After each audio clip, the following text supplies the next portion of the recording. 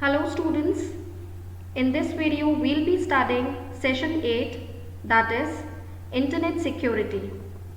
This session will introduce you to Internet security concepts and how to secure online and network transactions. First, let's study the definition for Internet security. Internet security is a range of rules and policies designed for protecting all the activities and transactions conducted online over the Internet. These policies are meant to safeguard users from various online threats such as hacking into computer systems, email addresses or websites, and to protect users from online thefts. In today's digital landscape, many of our daily activities rely on the Internet, which means that tons of data and information are constantly being shared over the Internet. Internet can be an insecure channel for exchanging information. Therefore, Internet security is a top priority for individuals and businesses alike. Let's read the definition provided there on the screen. Internet security is a branch of computer security specifically related to the Internet, often involving browser security but also network security. Its objective is to establish rules and measures to use against attacks over the Internet. The Internet represents an insecure channel for exchanging information, leading to high risk of intrusion or fraud, such as phishing, email spoofing, chat spoofing, etc., that can increase the chances of users getting compromised. Now, the word phishing given here means fraudulent attempt to gain personal and sensitive information of an individual or organization, whereas email and chat spoofing means again fraudulent activity of hidden email origins. This is commonly used by spammers and for phishing emails.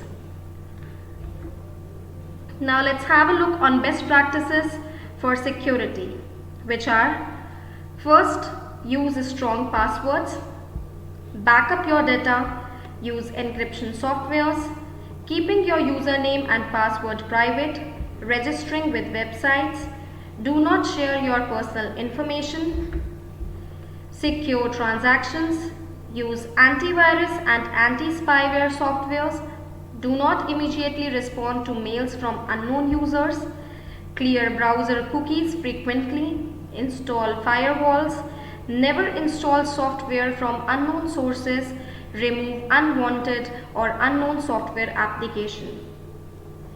Now let's study each of the given way. First is strong passwords, as creating a strong password is a key to helping users safeguard their critical systems they rely on every day. Due to increased online activities with increased online accounts, sheer escalation of security breaches have been noticed. Therefore, to avoid online threats, strong as well as unique passwords can be considered as the top recommendation. To follow the strong password policy, we are required to be aware of the guidelines to be followed while creating our passwords. So let's read the guidelines that are given there on the screen. Keep the length of the password at least 12 to 14 characters if permitted. Avoid keeping passwords based on repetition, dictionary words, letters or numbers, sequences, usernames, relative or pet names, etc., including numbers and symbols in password if allowed. Use capital and lowercase letters. Avoid using the same password for multiple sites or purposes. Avoid using something that the public or workmates know you strongly like or dislike. Use random password generators if possible. The example is given there on the screen. Example of a strong password. There are many websites too which help us in creating the passwords, like the one that is mentioned here on the screen, that helps in generating strong, unique and random passwords.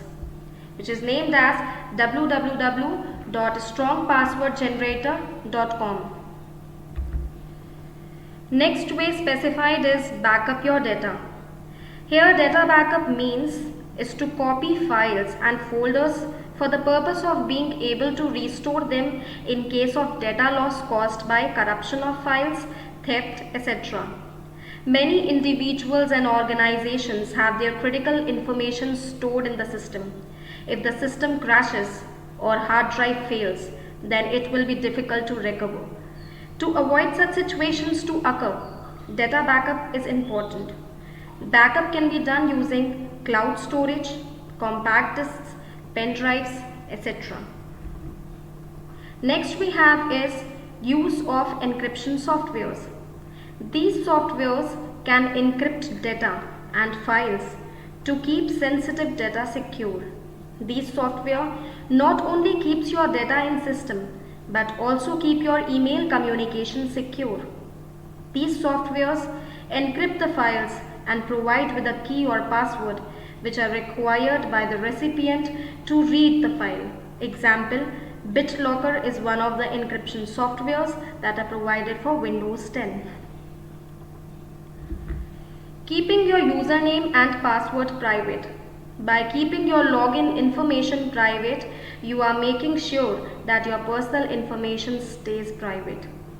Not only shouldn't you share your username and password, make sure you log off when you are not using your account. As stated there on the screen, never save your password or username on computers that are used in shared environments such as internet cafe. Browsers may save your personal data on local computer that can be used by another user using the same computer. Registering with websites. When we register with any website, that is, when we create our account on any website, we must read the privacy statement or policy as it includes the information about how the website is going to use your personal data. Before agreeing to the policies, be sure to read them and identify to what level your personal information is safe. Do not share your personal information. This is the most important point to be noted. When you register with any website or provide any details like your name, gender, age, email address, etc., think twice before providing your information, as it can be used by unauthorized users in a wrong way. Your email addresses can be used to provide you fake mails with malwares attached with them, which can pose a serious harm to you as well as to your system. So before you provide any information of yours, check whether the website is trustable or not. There are many websites which even can ask your bank details. That again can be a serious threat. Secure transactions. These days, shopping and banking online occur constantly in the internet marketplace. Unfortunately, online fraud and identity theft occurs frequently. Online transactions always carry some risk, but consumers can do many things to increase their security on the web, like the points that are mentioned. We'll be reading last 2 points here. Ensure the website is legitimate and uses secure practices for performing and maintaining online transactions. Verify if the website uses secure transaction. Usually it is indicated through a digital certificate represented as a golden block in the web browser's address bar. Apart from these, do check the website is verified or not, and check the URL should have HTTPS, where S stands for secure. Use antivirus and anti-spyware software. Let's read the simple points that are specified there on the screen. Computers are prone to attacks from software known as malware that could harm your computer. Malware track browsing behavior or transmit personal data from your computer.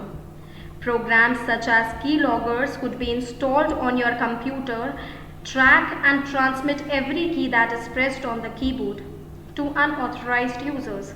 It can be your password. Antivirus and anti-spyware programs also offer real-time protection, monitoring your computer for any changes by malware software. Keeping your antivirus and anti-spyware software always up to date, this can help you in protecting your computer from recent threats. Therefore, we must have antivirus and anti-spyware software installed in our systems to keep them protected. Besides installing, keep them updated too from time to time to avoid any possible risk. Do not immediately respond to the mails from unknown users. Your personal and critical information can also be tracked by sending emails with luring subjects. So try not to open mails from unknown users, as these mails may also have malwares attached with them. Never open the attachment that are provided to you from an unknown source. Clear your browser cookies frequently. Cookies are the programs on your local computer that are used to store your activities online. Such programs can be accessed by unauthorized users, thereby making your system vulnerable. To avoid any online threat, clear the cookies time to time. Try to keep your operating system and software applications updated to keep the security holes away. Install firewalls. A firewall is a system designed to prevent unauthorized access to or from a private network of your computer. You can implement a firewall in either hardware form or software form, or a combination of both can be used. Firewall helps in filtering the information that is coming there into your system from the internet connection. Firewalls are used on networks to provide security boundaries between our device and untrusted area. Therefore, activating firewall help in monitoring traffic, block Trojans, stop hackers, and stop keyloggers. Never install software from unknown sources.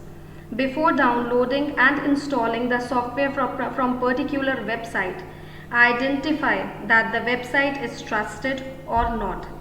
Verify the origin by checking the comments and reviews that are posted there on the website.